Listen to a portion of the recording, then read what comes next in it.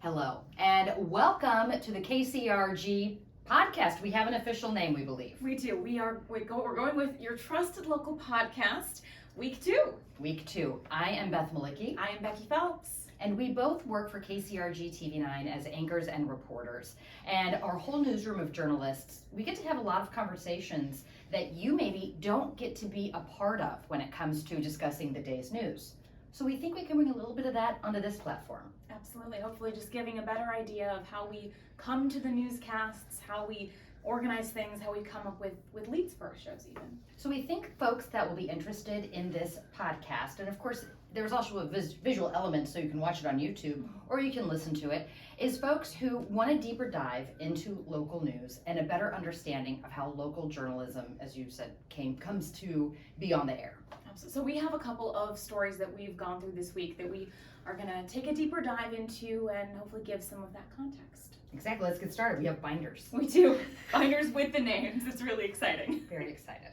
So this week on Monday, the Cedar Rapids Community School District had its regular school board meeting, and a group of parents submitted a petition. It had up to 600 signatures roughly, and the petition is asking the school district to please slow down its process of implementing pathways. Have you been covering the pathways conversation? I have not been covering it. We've had a couple reporters working on that, Jackson and Molly Nightside working on that story, but it is, from my understanding, very, very confusing. It's been confusing, it's been controversial, and what we've tried to do is scrape away and get to the details of what does it mean? What does pathways for career and college mean at the high school level? The Cedar Rapids Community School District is planning on implementing this next school year, so with this year's current 8th graders, and it would have them choose an area of interest for their potential career, and they take one class each semester till graduation focused on that specific career. Here's the rub. The same career options are not available at all of the 4 high schools. So some students are like, well, what if I wanted to go into education? And that was an example we discussed in our family. So one of my children is now in education, and he graduated from Washington High School. The education track is not available in the current iteration of the plan at Wash. So what do you do then? We actually asked him, like, Brooks, what would you have done? And he goes, well, I would stay with my friends at Wash. We loved Wash. You know, we played soccer and had a great time there, and had a wonderful education. So maybe he would have instead chosen, they do offer a mental health sort of pathway at Wash. Again, this is all still under construction, so the district might still change which pathways are available at each school. And there's a lot of crossover for folks in the educational world around supporting people's mental health and supporting them reach their educational goals. He claims he would not change schools just to pursue that pathway because of the friend factor. And that's a big factor. You are with these people for so many years of your life. You are growing up together, you are doing extracurriculars together. It would be difficult, I think, if I were to have to choose to leave those people that you have grown bonds with. Exactly.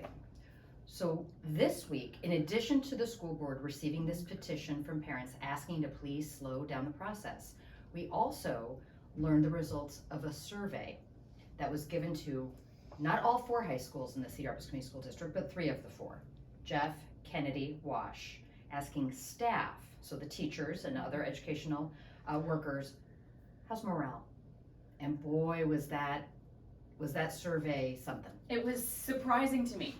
Same. The numbers that came out of it were really incredible. So the one that stuck out to me the most was at Kennedy and Wash.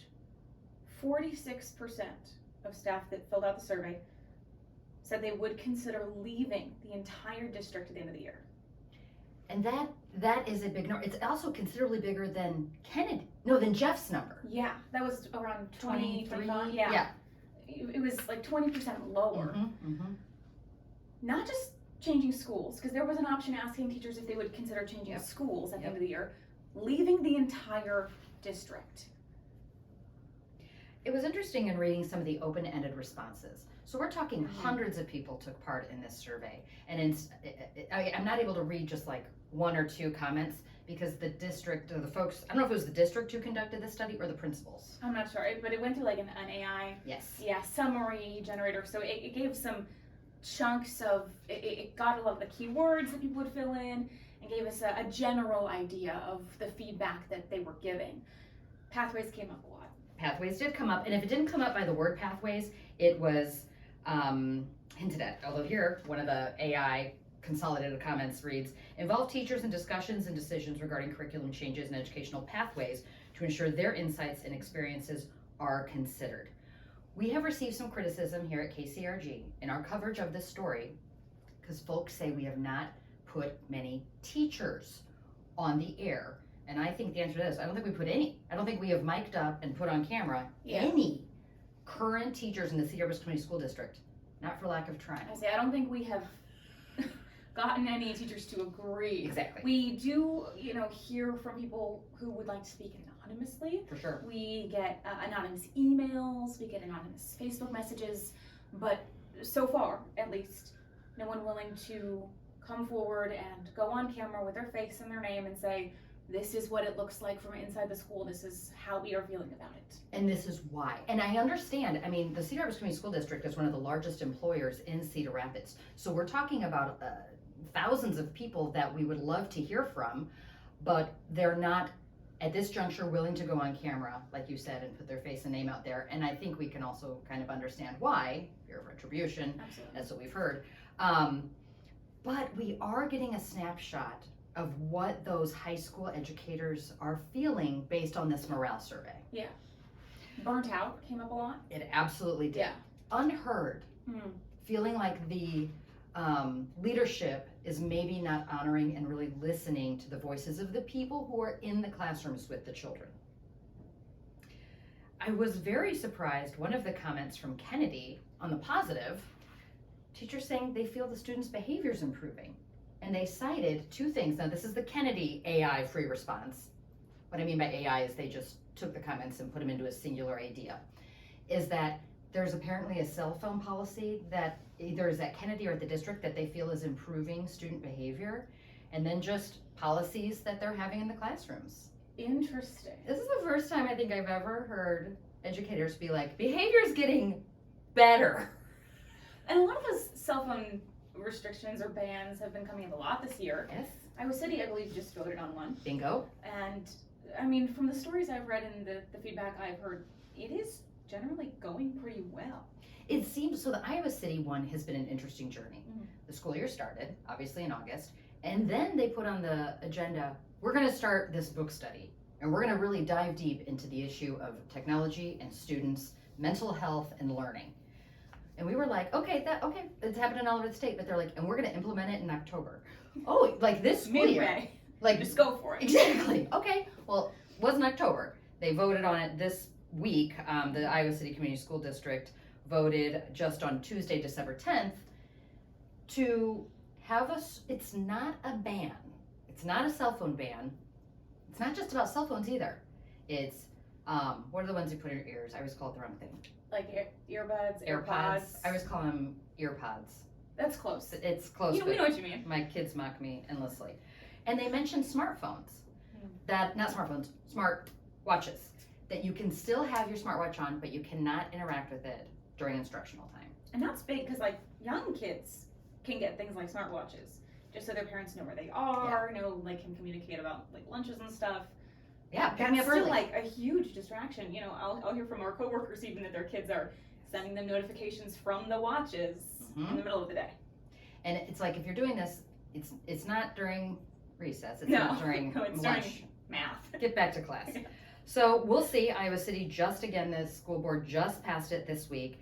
And the first offense, the kids lose the phone, the earbuds, and or the headphones for the day. Second offense, they lose that stuff, and the students have to sign some documentation in order to get them back. And if anything is past that second offense, anything, parents are notified. So they do try to deal with it sort of in-house. Right. And we'll see. We have no data to show how it's working in just these first few days, but they said they are going to track metrics to see if this has an impact. That will be really interesting. One thing we have not seen in Iowa, so we've seen other schools and other districts do a more stringent or an equal ban. We have not seen any of them roll it back. We've only seen them at other schools Double down. Yeah, exactly. Yeah. Exactly. And it's coming up statewide. Governor Reynolds is floated the idea of proposing legislation about phone bans in schools. And the legislative session, you know, with the holidays, with Christmas coming up, we're gonna be going to session quick here. And, you know, what kicks it off is her condition of the state address. And it sounds like she's going to talk about a statewide cell phone ban in school classrooms in that address. That will be interesting to see what that would look like as a statewide measure. And she, you know, she made the announcement, and then I'm not gonna. She didn't walk it back. That's not accurate.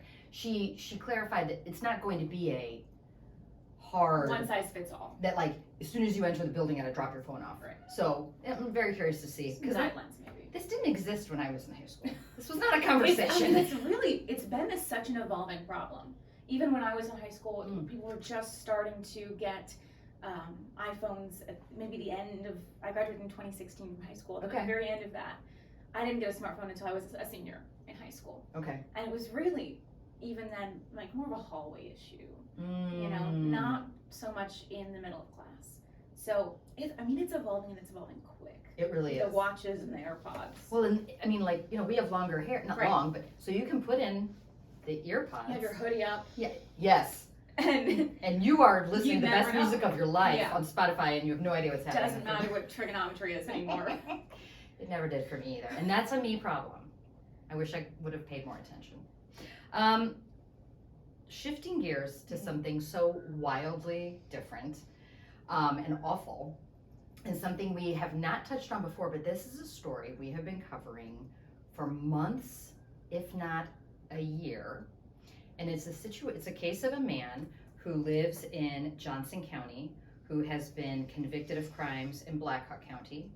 He faces another charge in Lynn County, and he's going to go on trial soon, I believe next month, for an alleged crime in Johnson County, where he is from. All of his alleged crimes, and some of them are convictions, so those are not alleged, have to do with the rape of women he did not know. Women that, according to what happened in his convictions in Blackhawk County, he entered their homes, their apartments while they were sleeping, and raped them in their own beds. And in each of the cases, including the ones where he's accused and he has not been convicted, he pulls a sheet or a shirt over the woman's head, according to criminal complaints that we've read on this case. So the name of this man is Asante Walker Garcia Adams. We don't cover sexual assaults well for TV. No, it's difficult for like a visual media to present. There is no video. There are rarely people willing to speak up about this, barring, you know, witnesses at a trial or something like that. It's difficult for visual media to cover. And even in this case, in his convictions in Blackhawk County, he raped a woman. He was convicted for this in an apartment near the University of Northern Iowa. And in Waterloo, he was convicted for raping a woman in her home in Waterloo. He also, according to the criminal complaint, held a knife to her 3-year-old's neck before he raped her. These are so rare and horrific. I mean, rapes of this nature, thankfully, have not come up often in my 20 years here at kcrg. This one is haunting. And as soon as we thought, oh, case is settled in Blackhawk County, now he's accused, and we'll go to trial in Johnson County. The day after he was convicted or sentenced to 100 years in prison in Blackhawk County, another one. An accusation out of Center Point where a woman was she was changing her oil in her vehicle, and he came up to her, according to the criminal complaint, pulled her shirt over her head and attempted to rape her and kidnap her. She, according to the criminal complaint, was able to get to a neighbor, and they say his fingerprint was on her windshield.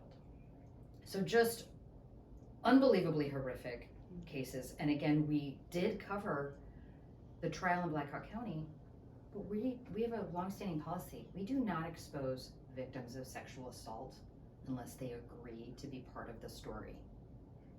That is a protective thing we do as journalists here at kcrg. We're not alone. This is common in most newsrooms. One of the biggest rules: do no harm. Minimize, you know, but we were able to hear what she said, one of his victims, And what she said was, I cannot, and I'm not quoting here, I'm paraphrasing. I cannot believe you would do these things to me, a stranger, and then go home to your wife and child. And that was just yet another gut punch of an absolutely horrific situation. So many lives have been touched by these crimes. And they are continuing to, like we said in the center, in the Lynn County case, we don't know when that trial is going to be, but he's already been sentenced to 100 years in prison. And in a situation where in the span of 2 years, he's accused of raping at least 4 women, or attempting to rape 4 women in 3 different counties. Are there more? And that was, when we were discussing this last week before the Lynn County case came up, we were discussing that. This is a familiar criminal complaint we're seeing over and over a span of time here. What if there are more? Yeah, horrific. Yeah. But it is also, I think, everybody has heard there's going to be an ice storm. There are things that I feel like we all know. Many people know about and we'll talk about the terrible crash, as well as the drownings on the Mississippi River. I think because we don't cover this case the way we are able to cover other stories, it just falls through the cracks. Absolutely. Yeah. And that's unfortunate. What else do you have for us? You mentioned that crash. Mm-hmm. Let's go. Let's move to that, because there's an interesting kind of behind the scenes in the newsroom aspect to how our coverage of the crash we're about to talk about unveiled. So on Sunday, a high-speed chase ended in a fatal crash that killed 2 people just south of Riverside, and there was an immediate public impact. Traffic was backed up, and that's where we first heard about it. Because you're in the newsroom on Sundays. Yeah, so I work weekends. So in the newsroom around 3 o'clock, phone calls start coming in. Facebook messages start coming in. What's going on 218? The traffic is backed up. There's something going on. So step 1 of how we handle that is we start calling county authorities. We start reaching out. What is going on? Because we don't really know at this point. Sure. It's just people stuck in traffic giving us a call. We then get some photos of people going by the crash. We know there's a crash. We go on the Iowa DOT website. We see something is blocked, lanes are closed. We can confirm some of that basic knowledge. And then we get a crash report a little bit later from the Iowa State Patrol. And that's where we first see high-speed chase. 2 dead. We get very, very minimal information. Comes out on those initial crash reports. We don't have names. We don't have sometimes make and models of the car. We don't have passengers. We don't know anything, really. But we know now, at least with this first report, 2 people were killed and there was some kind of high-speed chase. Hours later, we get a completely separate police report from the Muscatine Police Department. Which isn't even in our viewing area. No, which is about 45 minutes away from where the crash happened, again, about 2 miles south of Riverside. So we're getting this, and we get a fair amount of press releases on the regular. Sure. So we're just kind of skimming, and Muscatine, again, is very, very fringe for us. And it does not, in that report, directly connect the dots. Oh. And so we are getting this report that just says, Muscatine police dealt with this thing, and it started with, as you know, if you've seen the story, you may have seen a woman who was firing shots out of her vehicle in Muscatine. Just driving through town. Just driving through town. Shouldn't hit anybody. No, Okay. no one was injured in the initial incident. Driving through Muscatine, firing a gun, and that triggered a high-speed chase out of Muscatine, where a Muscatine police officer lost control of their vehicle and crashed. They're okay. Into the Cedar River. Near the Cedar River. Yes, okay. I also misread that at first. Okay, I was like, what is happening? Yeah, near the Cedar River. And I hear Cedar River and I immediately think, in Cedar Rapids? Right. In Waterloo? Where are we? Still in Muscatine. We're Still just in way Muscatine. out in Muscatine. And somehow this high-speed chase in Muscatine that has already caused one car to lose control ends up all the way over near Riverside, where that fatal crash happened. Where 30 miles away. that woman firing shots out of her car in Muscatine, drove her car wrong way to traffic and hit another car and ended in the death of a 27-year-old woman. It is unfathomable to think of a 27-year-old on a Sunday afternoon just driving on 218, so many of us similar positions, and a vehicle comes in the wrong direction. We believe, according to the information we have, driving at a high rate of speed. Yes. And the Muscatine police stopped chasing the driver. Yes. And her name, Brittany. And she died. She's one of the two who died in the crash. But they obviously couldn't continue chasing her. The officer crashed in Muscatine. And so the Iowa State Patrol continued the police chase. And it is just awful. Brittany Miles of Cedar Rapids was the driver. Of Cedar Rapids? Of Cedar Rapids. So we still don't know why what she was doing in Muscatine, firing a gun at people out of her car. So just picturing you in the newsroom on Sunday, trying to weave all of this together. Yeah. Traffic, stoppage, slow down, crash of It's some all variety. these separate reports. So at this point, you're like, the Muscatine police report at the end says there was a fatal crash and gives very little other information. Okay. Also does not give make and models of car, Yep. Very, very little information. So now we're like, okay, what are the odds that there were two fatal crashes on 218 just south of Riverside at the same exact time? Yeah. So then, you talk to your people, you talk to the newsroom, you figure it out, you make a judgment call many times, you call your news director. Yeah. And a lot of outlets at that point in time were not connecting the dots, publicly at least. And I get it. Which is, it can be difficult. And there's a certain amount that, you need to confirm before you go and publish that. We had two of the same exact incident at the same time at the same place. So we went ahead and put that on the air, put that on our website, that they were the same incident. And that's how we, it's hard a little bit to map all of the details out. What is the name of the young woman who died? The 27-year-old? Olivia Alvarez. Olivia Alvarez. I mean, we don't get to meet family members typically of tragedies like this, and I just cannot imagine what that Alvarez family is having to go through week and a half, 2 weeks before Christmas. Brittany Miller, Brittany Miles, according to authorities, the driver from Cedar Rapids. What is her backstory? Extensive. Pretty long list. So we have access to Iowa Courts Online, where we can look up people's criminal history. Brittany Miles had an active warrant for her arrest recently after reportedly stealing her mother's car and keeping the key. That same police report said that Miles had threatened to beat her mother up. She was facing assault charges in that case. And she had several traffic violations. She was actually not supposed to be driving at all. Oh, wow.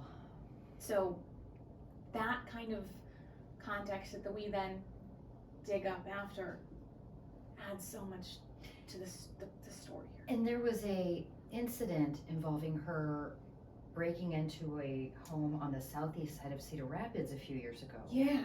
And the homeowner told police they only knew someone was in their home because they heard the fridge door open. And according to, I believe, the Gazette story, that Brittany Miles told the officers was looking to make Christian music. I was trying to steal a computer so I could make Christian music. So it sounds like a lot of police interaction. Yes. Not supposed to be driving at all. Not until November of 2026 because she had a status as a habitual offender. Wow. And I mean, this also, thing we really haven't discussed much, but we did when we covered it for the news, in looking at what are the policies around law enforcement agencies chasing suspects. Yeah. I mean, a lot of the emails and stuff that we've seen in response has been, why did the chase lasted about 30 minutes. Wow. From Muscatine over to Riverside, about 30 minutes from start to finish. Why did it go on that long? So we did get a copy of the Muscatine Police Department's policy on why they will chase and when they won't. And there were two reasons in reading that policy of why you should chase. And the one is if someone is using a firearm, and as you'll remember, Muscatine police said they first came to encounter Brittany Miles in this terrible incident because they claimed she was shooting at people while driving through Muscatine. We have no idea the type of gun. Sometimes in situations like this, we later learn it was a toy gun, it was a BB gun, it was a soft air whatever. In other cases, it is a Glock. We have no idea. We haven't gotten that information at this juncture. But that would seem to support the Muscatine officer, at least, pursuing this person. Right, because then there's, maybe more of an immediate threat. Yeah. So in cases like this, where the accused dies in the act, if you will, you're not going to hear a lot about this story after this week. There will be no trial. Mm-mm. There are no charges. There is no one to charge. The only possibility would be there will probably be an inquiry, I'm guessing, into the chase itself. Right. And there will probably be like some sort of after action review, and that look might at that be policy. exactly because we asked for the policy for the Iowa State Patrol and we hadn't gotten it by the time we covered the story. So I don't know. We need to follow up on that and see what their policy is, and if it is in alignment with Muscatine's. I don't know if every municipality has the same or whatever law enforcement group. Also this week, Jim Leach died. Yeah. Yeah, he was only 82. I feel like that's young. It was. Because Grassley is what, 92? Grassley's 92. My dad used to work at the federal courthouse and kind of knew some folks around there, and was surprised and sad to hear about that. So, yeah, I was surprised by it. Yeah, so Jim Leach, he was the congressman for the southeastern area of Iowa when I first came to town about 20 years ago, and he lost in his re-election bid to Dave Loebsack. And they had the most cordial campaign, the two of them. And so I covered the debate where they debated each other, and we watched the video the other day, and they go up to each other and they're shaking hands. They're like they're just chatting and laughing, and they just had like a debate for their jobs. Yeah. And it just spoke to, in my limited experience, and what I heard from others who knew Jim Leach much better, a true gentleman. He really cared about Iowa, grew up in Davenport. Representing southeastern Iowa, that includes Johnson County, Iowa City, which is a very liberal, political area of the state. And he backed Barack Obama over John McCain for president. And that probably made not a lot of sense because he was a Republican to people outside of that area, but it made political strategy sense. But I think that was, it was very interesting at the time too. And Barack Obama put out a statement after Jim Leach died this week. So our thoughts to, the Leach family, and he was in Congress for 30 years. So think about that. I know. That's wild. Wow. Anything else, friend? I think that about covers it for this week. So if you're listening, all first graders in your life, ask them if you see them over holiday break or winter break. Say, did you get a special set of books at school this week? That did happen. Every first grader in the state got, I think, 20 books, but they're little. Okay. They're little readers, decoders. And you kind of explained this in the newsroom, what a decoder is. Could you walk us through that? I thought Jim gave the best. It's Dick and Jane. Yeah. From yesteryear. It's really simple books that focus on understanding the different sounds that letters can make, because as we all know, the letter E can sound like E or E or nothing. The American language is It's insane. a nightmare. Yeah. And think of, 6-year-olds trying to figure it out. So these are great teeny tiny little books that are very, very simple, but each of them focuses on an element of language that they're trying to master. And the idea is little ones can read it independently, little ones can read it with a friend, read it with a pet, and with a parent, of course. But the more practice, the more loops kids can get in being exposed to the written word and understanding how letters come together to make certain sounds. And wow, what an opportunity over winter break. This did cost you, the American taxpayer, $3.5 million. This was an initiative from Iowa Governor Kim Reynolds, funded by COVID relief dollars. Did schools have to apply for this, or did they just get it automatically? Did the books just show up? My understanding is it's a blanket to everybody. Okay. And also some out-of-school organizations. So think like a Boys and Girls Club Like type. an after-school program. They also receive, they're called book packs, and Okay. they come with 20. And we went to Harrison Elementary this week, our reporter Grace Vance did, and the kids were so cute and just so excited to get these little book packs. That's very sweet. It's very sweet. We love reading. We too. We're big readers here. Well, we'd love to know what you think about your trusted local podcast. What types of stories you'd like to know more about? If you have a question for Becky or myself or Yeah. our producer, Elizabeth Neruda, behind the camera for us, just reach out to us. We're always here for you. Yeah, please, any feedback you have, especially in these first couple weeks as we are growing and developing and figuring out how microphones work with the cell phone. Yeah, we'd love to hear it. All right, we'll see you next week. Take care.